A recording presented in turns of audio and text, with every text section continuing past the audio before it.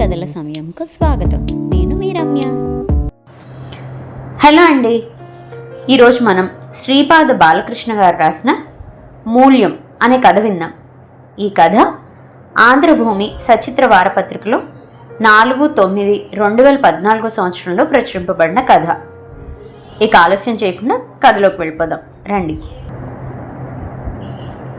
ప్రార్థన ముగిసింది. పిల్లలందరూ తమ తరగతి గదుల్లోకి వెళ్ళిపోయారు. 4వ తరగతిలోకి రామకృష్ణ మాస్టర్ వెళ్ళగానే కోలాహలంగా ఉన్న తరగతి గది కాస్త నిశ్శబ్దమైపోయింది.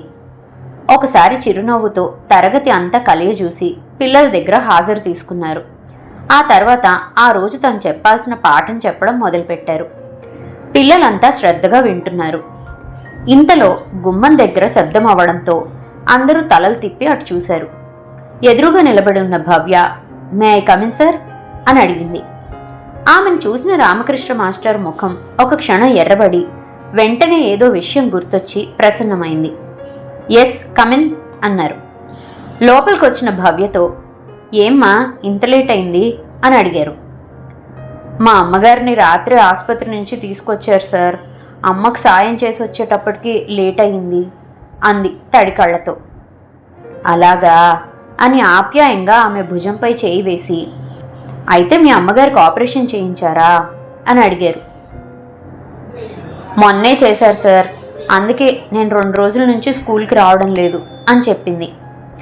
ఇంతలో అటుగా వచ్చిన రత్నబాబు మాస్టరు వాళ్ళిద్దరి వైపు అదో రకంగా చూస్తూ వంకరగా నవ్వుతూ వెళ్ళాడు. అతని వైపు చూసిన రామకృష్ణ మాస్టరు, వీడికి ఇదో పచ్చకామెర్ల రోగం అని మనసులో విసుక్కుంటూ భవ్యను వెళ్లి కూర్చోమని చెప్పి తను పాఠం చెప్పడంలో లీనమయ్యారు. ఆ రోజు రామకృష్ణ మాస్టారు 10వ తరగతిలో ఛందస్సు గురించి చెప్తున్నారు. ఇంతలో నాగమణి ఒక్కసారిగా లేచి నిలబడి నోటికి చేతిని అడ్డం పెట్టుకొని బయటకు వెళ్లాలన్నట్లుగా సైగ చేసింది. విషయం అర్థమైన మాస్టారు వెళ్లమన్నట్లుగా తలూపారు. వాంతులు చేసుకున్న నాగమణి తిరిగి వచ్చి తరగతిలో కూర్చుంది. ఆమె ముఖంలో భయం, ఆందోళన స్పష్టంగా కనిపిస్తుంది. రామకృష్ణ మాస్టర్ మనస్సు ఏదో కీడు శంకించింది. అనుమానంగా ఆమె వైపు చూశారు. మాస్టర్ తన వైపే చూస్తుండటంతో ఆ అమ్మాయి తప్పు చేసిన దానిలా తల వంచుకొని కూర్చుంది. ఇంతలో బెల్ మ్రోగడంతో, అది విరామ సమయం కావడంతో విద్యార్థులందరూ రామకృష్ణ మాస్టర్తో పాటు తరగతి బయటికి వెళ్ళిపోయారు. స్టాఫ్ రూమ్లో కూర్చున్న రామకృష్ణ మాస్టర్కి 10వ తరగతి గది స్పష్టంగా కనిపిస్తుంది.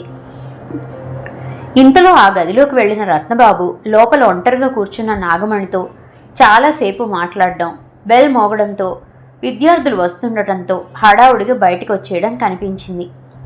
అతని మనస్సులో వచ్చిన అనుమానం బలపడటం మొదలైంది. చేతులారా తన జీవితాన్ని నాశనం చేసుకుంటున్న ఆ విద్యార్థిని తలుచుకొని బాధగా నిట్టూర్చారు.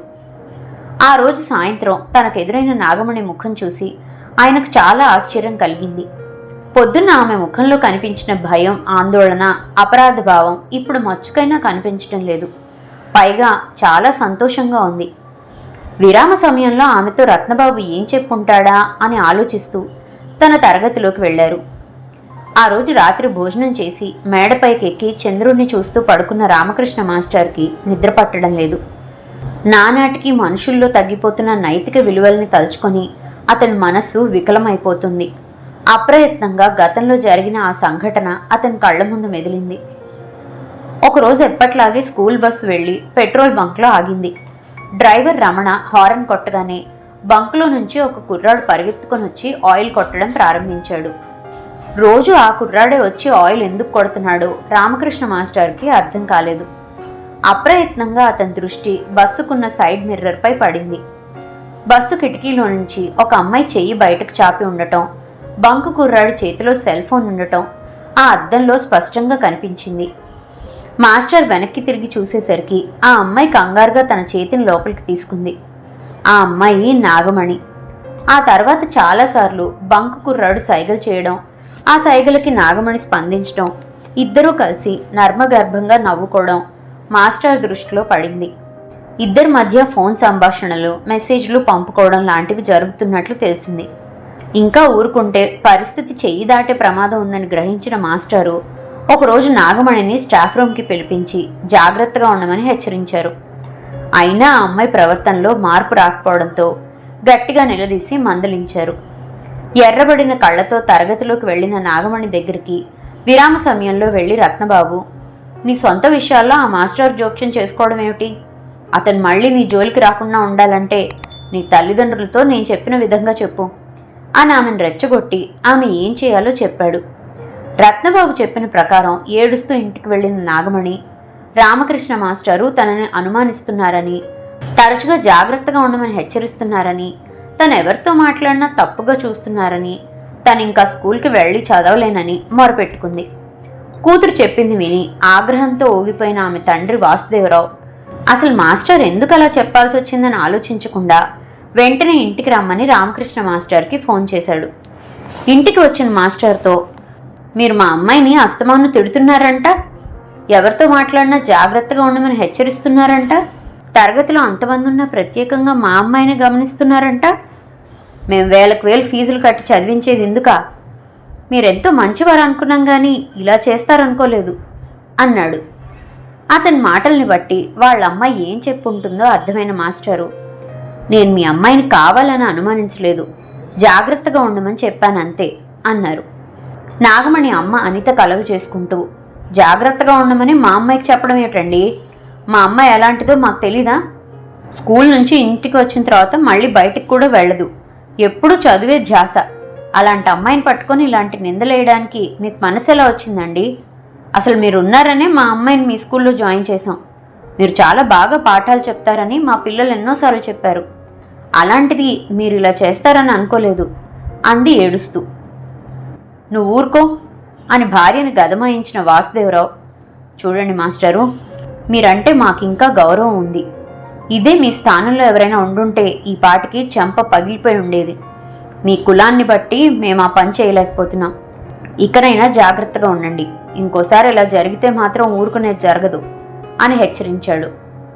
ఉబికి వస్తున్న కోపాన్ని, దుఃఖాన్ని పంటి బిగువున అదిమి పెట్టుకున్న రామకృష్ణ మాస్టారు ఎర్రబడిన కళ్లతో, చూడండి, నేనేం చెప్పినా అది పిల్లల మంచి కోసమే. ఒకవేళ నా వల్ల మీరు బాధపడుంటే నన్ను క్షమించండి. మీ అమ్మాయిని మాత్రం స్కూల్ మాన్పించకండి. 2 నెలల్లో 10వ తరగతి పరీక్షలు జరుగుతున్నాయి. ఇకపై నా వల్ల మీకు ఎటువంటి ఇబ్బంది రాదు అని అవమాన భారంతో అక్కడి నుంచి వెళ్ళిపోయారు. ఏమండి, ఇంకా నిద్రపోలేదా అంటూ మేడపైకి వస్తున్న భార్య రాధ పిలుపు విని ఈ లోకంలోకి వచ్చిన మాస్టారు చెమర్చిన కళ్ళు తుడుచుకున్నారు. అది గమనించిన ఆమె, ఇంకా మీరు ఆ నాగమణి గురించి ఆలోచిస్తున్నారా అని అడిగింది. అది కాదు రాధా, ఆ అమ్మాయి చాలా బాగా చదువుతుంది. చెప్పుడు మాటలు విని తన జీవితాన్ని చేతులారా నాశనం చేసుకుంటుంది. దీనివల్ల ఆ అమ్మాయి చదువు కూడా దెబ్బతింటుంది. పైగా నేను ఆ అమ్మాయి మంచి కోరితే నేను అవమానాలు పాలయ్యాను. పుణ్యానికి పోతే పాపం ఎదురైంది అన్నారు ఆవేదనగా. సర్లేండి, తప్పు చేసిన వాళ్ళు ఎప్పటికైనా శిక్ష అనుభవించక తప్పదు. పైన దేవుడున్నాడు, అంతా ఆయనే చూసుకుంటాడు. మీరు అనవసరంగా బాధపడకుండా నిద్రపోండి. ఇప్పటికే చాలా సమయం అయింది అంది నిద్రకు ఉపక్రమిస్తూ. రామకృష్ణ మాస్టారు 10వ తరగతిలోకి వెళ్లారు. ఆ రోజు నాగమణి రాలేదు. ఆ రోజే కాదు, ఆ తర్వాత వారం రోజుల వరకు ఆ అమ్మాయి కనిపించలేదు. ఒకరోజు రామకృష్ణ మాస్టారు స్కూల్ బస్సు దిగి ఇంటికి వెళ్తున్నారు. దారిలో నాగమణి తండ్రి వాసుదేవరావు ఎదురయ్యాడు. మాస్టర్ ముఖం వైపు చూడలేక తల కిందకు దించుకున్నాడు. అతని ముఖంలో పశ్చాత్తాపం స్పష్టంగా కనిపిస్తుంది. మాస్టర్ దగ్గరకొచ్చి, నన్ను క్షమించండి మాస్టారు, ఆ రోజు నేను మీతో తప్పుగా మాట్లాడాను, అందుకే ఇప్పుడు ఫలితం అనుభవిస్తున్నాము అని అక్కడ ఉండలేక వేగంగా వెళ్ళిపోయాడు. రామకృష్ణ మాస్టర్కి అతని మాటల్లో అంతరార్థం అర్థమైంది. ఒకవైపు అతను నిజం తెలుసుకున్నందుకు కొద్దిగా ఆనందం, మరోవైపు ఒక విద్యార్థి జీవితం నాశనమైనందుకు ఎక్కువ బాధతో, భారమైన మనస్సుతో ఇంటికి వెళ్లారు. మంచి ఉపాధ్యాయుడిని అవమానించడంతో పాటు వయస్సు చేసే తొందరపాటు వల్ల చేసిన తప్పుతో ఒక విద్యార్థి తన జీవితాన్ని మూల్యంగా చెల్లించుకుంది. ఇదండి శ్రీపాద బాలకృష్ణ గారు రాసిన మూల్యం కథ. మరో మంచి కథతో మళ్ళీ కలుసుకుందాం. అంతవరకు సెలవు. ఈ కథ కనుక మీకు నచ్చినట్లయితే లైక్ చేయండి, షేర్ చేయండి. అండ్ మరిన్ని ఇంట్రెస్టింగ్ కథల కోసం ప్లీజ్ సబ్స్క్రైబ్ టు మీ కథల సమయం. Thank you.